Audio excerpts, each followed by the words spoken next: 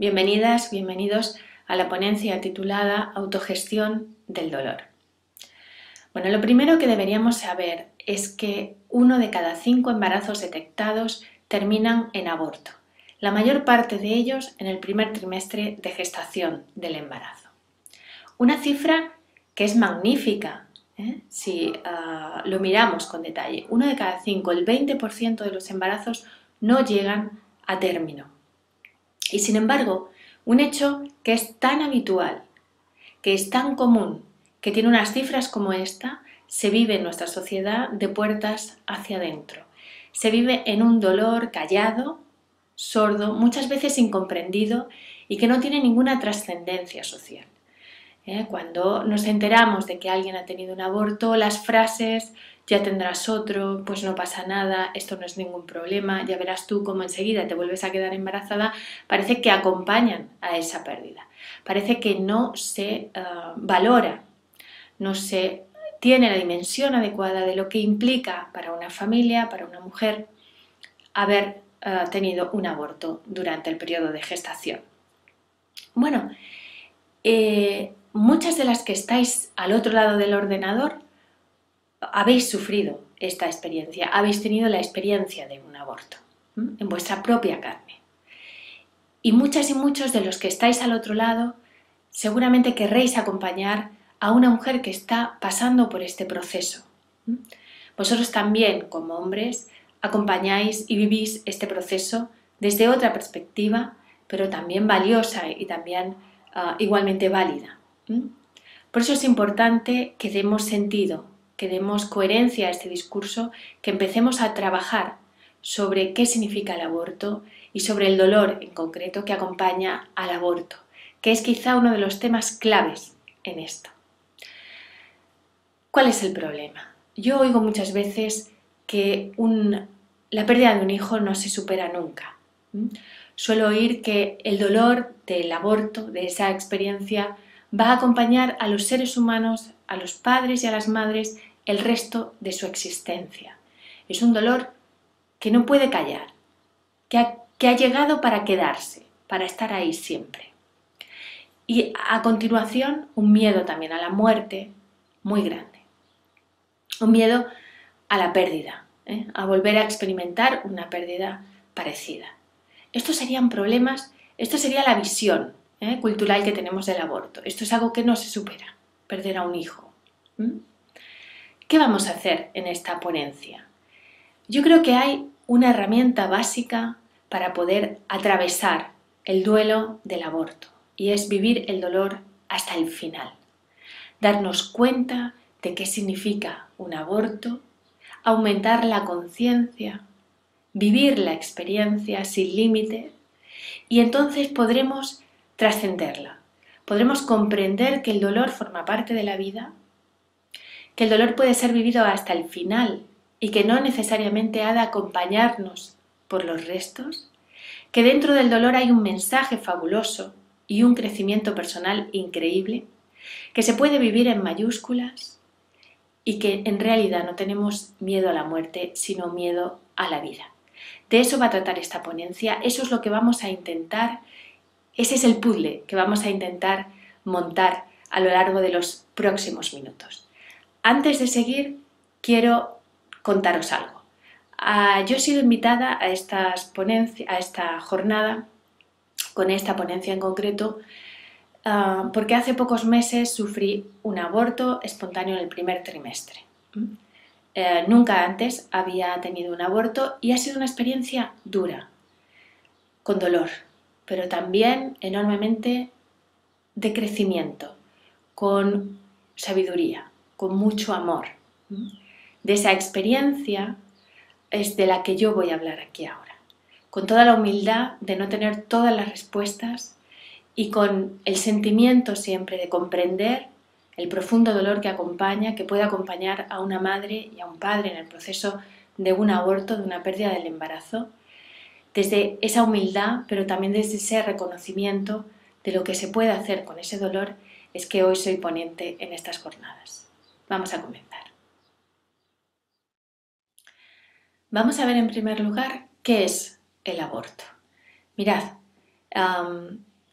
casi cualquier experiencia que tenemos a lo largo de la vida, yo diría que toda experiencia que tenemos a lo largo de la vida, la vivimos en 4 niveles diferentes, que unidos forman la unidad, mi identidad, quién yo soy. Por un lado tenemos el cuerpo físico, por otro tenemos el cuerpo emocional, por otro tenemos la mente y las ideas que la acompañan, y por último la conciencia, que sería la parte de mí que se da cuenta. Vamos a ir poco a poco detallando estos 4 niveles de experiencia. Cualquier experiencia humana yo la vivo en un nivel físico, la vivo en mi cuerpo, físicamente, porque tengo un cuerpo físico que me acompaña. Estoy aquí respirando, mi cuerpo está haciendo funciones fisiológicas mientras estoy hablando con vosotras, con vosotros. Al otro lado también vuestro cuerpo está respirando y está realizando funciones de mantenimiento, de sostenimiento, químicas, reacciones químicas, etc. Mi cuerpo es la herramienta sensible que tengo para experimentar el mundo exterior. A través de los sentidos, de mi experiencia física, yo puedo experimentar el exterior. Así que tengo un cuerpo físico, pero también tengo un cuerpo emocional. Mi cuerpo emocional serían las emociones que yo tengo. Dependen del sistema límbico, ya lo sabemos, y son emociones básicas para la supervivencia. Hemos llegado hasta donde hemos llegado porque en algún momento hemos sentido miedo cuando nos hemos cruzado con un león en la sabana. Y al torrente sanguíneo emergen muchísimas hormonas que ayudan, hormonas y compuestos que ayudan a huir o a luchar en caso de que yo me encuentre ante un peligro, o que me avisan de que una actividad puede ser peligrosa.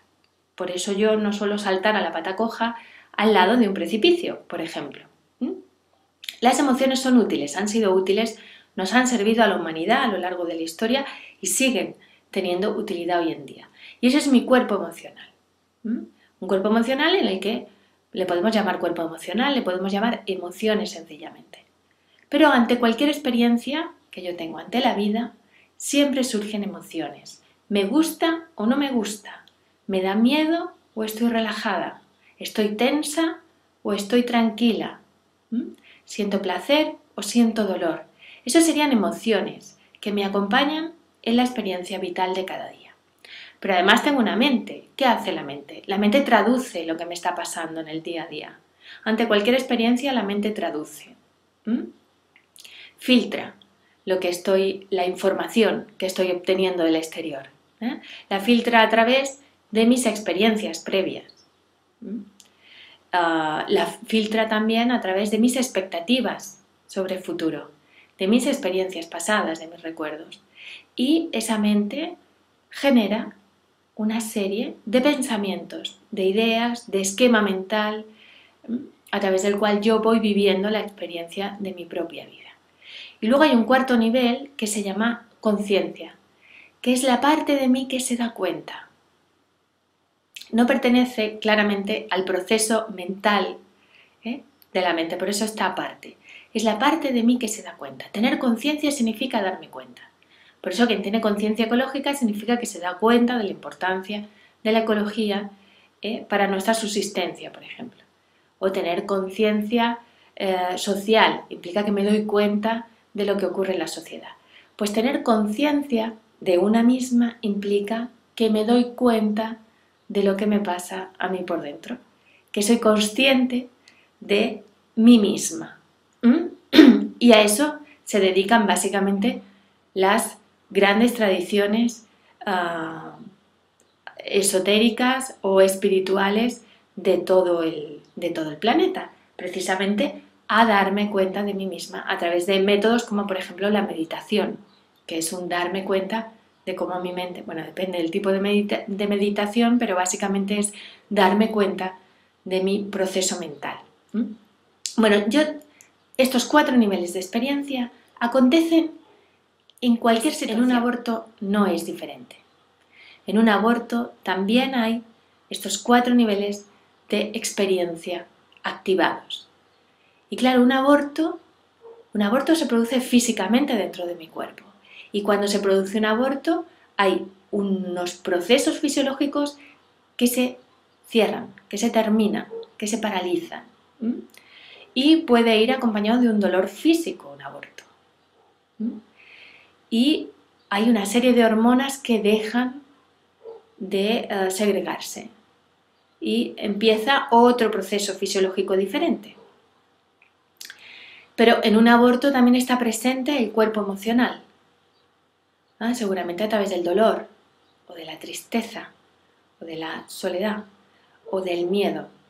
Hay emociones que acompañan el proceso del aborto también. En el mismo instante que está sucediendo, todo sucede en un continuo. Y además mi mente está procesando, está traduciendo qué es lo que me está ocurriendo. Y lo traduce a través de ideas, de experiencias que hemos tenido en el pasado, de ideas que sostenemos en el presente y del nivel de expectativas que tenía con respecto al futuro. Y además hay un cuarto nivel funcionando, que es el nivel de conciencia, que es la parte de mí que se da cuenta de todo lo que está sucediendo. ¿Qué ocurre? Que el duelo, que el aborto es un proceso doloroso. Y normalmente no estamos acostumbradas ni acostumbrados a vivir el dolor hasta el final. Cuando se cae un niño que va corriendo por la calle y se cae, se le levanta y se le dice, no pasa nada, toma otra cosa, distráete del dolor, no lo sientas. Y un poco así es como funcionamos, nos despistamos. Nos duele, pero no nos gusta el dolor, no lo queremos vivir hasta el final y nos despistamos. Mirad, el duelo, ese dolor por la pérdida del hijo, de ese futuro hijo, de ese bebé, es una adaptación a una nueva circunstancia. El duelo es el proceso que yo necesito para adaptarme a la nueva circunstancia. Entonces entenderemos que a mayor flexibilidad, menor resistencia. Cuanto más rígida sea yo en lo que pienso que tiene que ser y no es, más resistencia voy a poner a vivir la nueva realidad que ha acontecido. Y es que he pasado de ser una mujer embarazada a ser una mujer que está teniendo un aborto.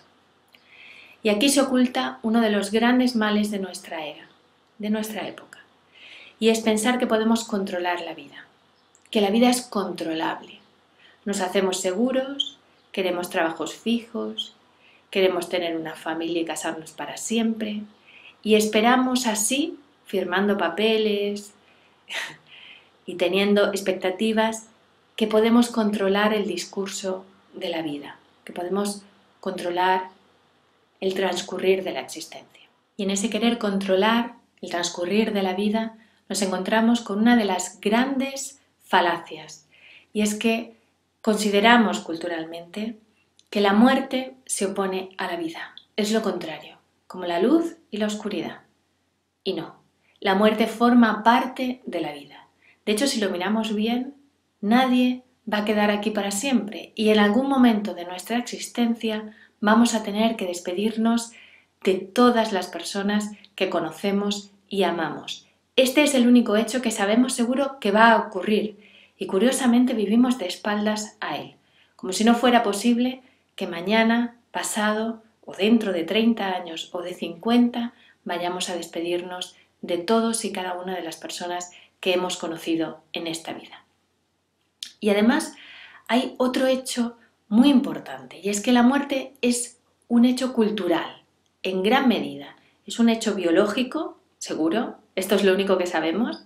La muerte está presente en la naturaleza, forma parte del continuum de muerte y renacimiento que podemos observar a través de las estaciones.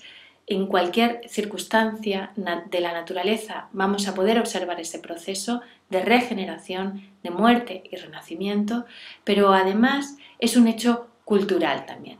Y en nuestra cultura es quizá el hecho que peor fama tiene, al que más nos resistimos, pero también es el único que sabemos seguro, sí o sí, que va a acontecer en algún momento de nuestra existencia. Durante el proceso de duelo hay un momento interesante, que es cuando nos preguntamos ¿por qué a mí? ¿Por qué no? Yo tenía un maestro hindú hace algunos años que solía decirnos: aquí en Occidente os comportáis como si la vida os hubiera prometido algo. Dejaos de comportaos así porque la vida a vosotros no os ha prometido nada. Y tenía toda la razón. Se refería a esa resistencia que existe en los occidentales. En otras culturas son mucho más flexibles, comprenden mejor de qué va la vida y la muerte, y sobre todo de qué va la vida, más que de qué va la muerte, de manera que pueden ser flexibles, que se adaptan mejor. Para nosotros, para los occidentales, la muerte es un drama, es un hecho que puede desmontar toda la experiencia vital restante. Pero lo único que sabemos cierto es que es un acontecimiento que ocurrirá antes o después en todas y cada una de las vidas de las personas que conocemos, incluyéndonos en ellas. Hemos visto que el aborto, como experiencia vital, tiene esos 4 niveles diferentes. En el ámbito corporal se producen cambios físicos, en el ámbito emocional también se produce el dolor o la tristeza, etc. Pero hay un papel fundamental en todo esto, que es realmente donde creo que está la clave, que no es en las emociones, sino en la mente, en el papel de la mente con respecto al dolor. Y ya vengo apuntando que tiene que ver mucho con la resistencia a aceptar realmente lo que la vida es, lo que la vida nos da. Y quiero hacer una diferencia que me parece muy clara. El dolor no es sufrimiento, son aspectos diferentes. El sufrimiento surge como consecuencia de resistirnos a experimentar el dolor. El sufrimiento se mantiene en el tiempo.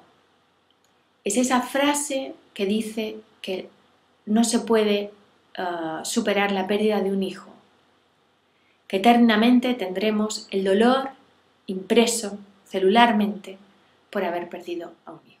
Hay personas que dicen un hijo nunca debería morirse, pero la experiencia de vida nos confirma que esto sucede habitualmente. De hecho, 1 de cada 5 embarazos termina en aborto. De hecho, conocemos personas que han perdido a sus hijos ya nacidos. De hecho, perder a un hijo es una experiencia más que puede acontecer a lo largo de la vida. El dolor no es sufrimiento. Sentir el dolor en el momento de la pérdida del hijo, mientras se está elaborando el duelo, no tiene por qué llevar a un sufrimiento de por vida. El dolor forma parte de la experiencia de vida. Yo, de hecho, no conozco a nadie, y me imagino que vosotras tampoco, que no haya sentido dolor a lo largo de su vida, en algún momento. Bien en la infancia, bien de adulto, por un abandono, por que se haya roto el matrimonio, por la pérdida de un hijo, por la muerte de los padres, por perder un trabajo. El dolor forma parte de la experiencia. Vivimos en una sociedad muy extraña. Somos medio epicúreos, medio hedonistas. Esta sociedad no está hecha para el dolor. Es una sociedad del placer, del bienestar, se llamaba, ¿no? Se llamaba porque la están desmontando poco a poco o muy rápidamente. Pero desde luego es una sociedad en la que el dolor no tiene cabida. Debe ser todo placer. Yo digo que es como una especie de Walt Disney. Rechazamos el dolor de nuestra existencia. Solamente queremos sentir placer y estar felices 24 horas al día, 7 días a la semana. Y eso no es posible, porque eso no tiene nada que ver con la vida. Y vuelvo a decir que lo que podemos hacer con la vida es contemplarla y adaptar la forma que yo tengo de pensar a lo que la vida es. Lo que no puedo pretender bajo ningún concepto y crea una enorme carga de sufrimiento es adaptar la vida a lo que yo pienso. Aunque yo piense que ningún hijo debería morir antes que un padre, esto no es verdad. Esto no sucede.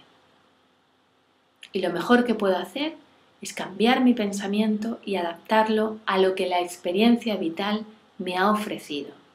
Los hijos pueden morir antes que los padres. Eso es una realidad. El problema de los epicúreos, de los hedonistas, es que tomando solamente el placer de la existencia, se pierden la existencia en sí. A la vida no puedes decidir dejar de tomarla como es. Si decides vivir con mayúsculas, entonces tienes que tomar tanto el placer como el dolor. Cuando una decide tener un hijo, se lanza a la piscina. Yo digo que es tirarse a la piscina con la ropa puesta. No sabemos con qué nos vamos a encontrar. Es un acto de confianza suprema en la vida. Y la vida puede hacer que sucedan muchas cosas. Pero cuando una decide tener un hijo, entonces es un acto de confianza, fe ciega en la vida. El problema para muchas personas es que temen a la muerte. O eso dice. Yo creo realmente que a lo que se teme es a la vida. Es a vivir con plenitud lo que nos acontezca. Y hay veces que nos van a pasar cosas que nos van a provocar dolor. ¿Cómo podríamos gestionar nuestro dolor? Mirad, vivir hasta el final la experiencia es lo que nos puede liberar de ella en el futuro. Pero no liberarnos para dejar de sentir dolor, sino liberarnos por una trascendencia de lo que nos ha ocurrido, que es diferente. No huimos de la experiencia, sino que con esa experiencia construimos algo, construimos otra cosa. Vamos a verlo. Vivir la experiencia hasta el final nos va a liberar de ella, de su atadura. Por ejemplo, el dolor físico y emocional. ¿Qué ocurre? Muchas veces los abortos van acompañados de dolores físicos reales. Si yo tomo analgésicos o tomo tranquilizantes, voy a desconectarme del dolor físico.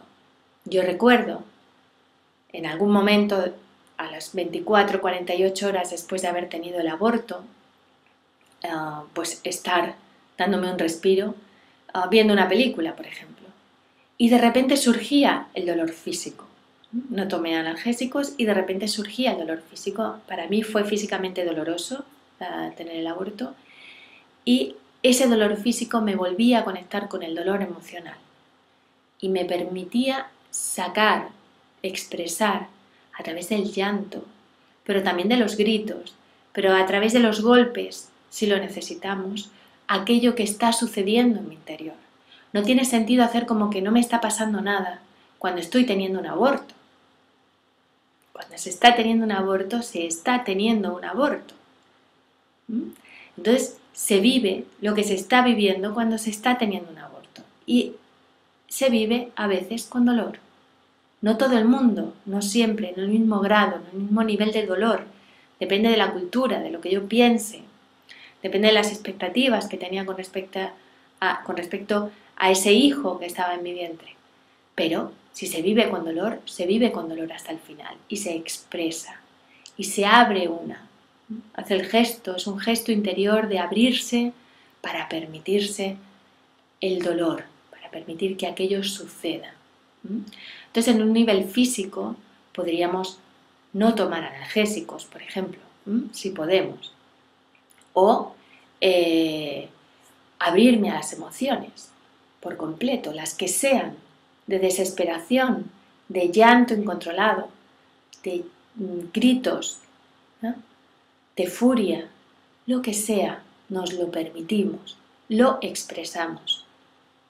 Expresar significa sacar la presión, le vamos a dar una vía de salida a ese dolor interior, a esto que está sucediendo dentro y que yo me permito sacar, me permito vivir hasta el final. Y también hay una experiencia mental, hay un dolor mental ahí, ¿no? Que tiene que ver con revisar nuestras ideas y los mensajes que tenemos sobre qué es la vida y qué es la muerte. Esa es una clave muy importante, porque por ejemplo para mí no es mejor estar vivo que estar muerto, con lo cual había una carga menos, había una carga menos. Yo sabía por qué estaba llorando, no era por la muerte de ese ser. Para mí no es mejor estar vivo que estar muerto. Estaba llorando, ¿eh?, por mi maternidad frustrada, que es diferente. Aclararnos mentalmente y ver qué ideas tengo. Si esas ideas a mí me alivian o me dañan más. Si yo sigo convencida de que nadie debería pasar por la experiencia de sufrir un aborto y el aborto ha sucedido, debo adaptar esa idea a una nueva idea que implica que el aborto puede suceder, que el aborto forma parte de la experiencia humana y vital. Cambiar esos pensamientos caducos por otros pensamientos nuevos que me ayuden.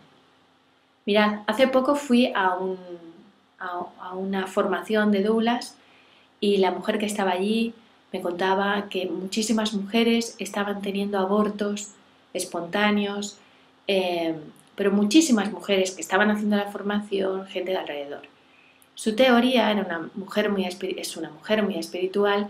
Su teoría es que hay almas que han quedado de alguna manera que no han completado su proceso y que necesitan bajar un tiempo determinado, suele ser muy poco, a la tierra para experimentar lo que tengan que experimentar y vuelven a partir. Y por eso se están produciendo muchísimos abortos en este momento en la vida. Bueno, si a mí esa idea me ayuda, y me ayuda más que la idea que dice que yo he perdido un hijo y no voy a poder superar esa pérdida jamás, puedo adoptar la idea que me alivia. Al final, una idea no es más que una formulación mental que yo me hago sobre las cosas. Y puedo elegir, y esto sí es verdad, puedo elegir entre una idea que me ayude o una idea que me está trabando. Si soy muy espiritual, esa idea de servicio a las almas me puede servir. Si no soy espiritual, puedo encontrar en el laicismo algo tan evidente como observar a la propia naturaleza. Yo vivo en el campo y cada primavera caen polluelos de los nidos, los volantones que llamamos, y mueren.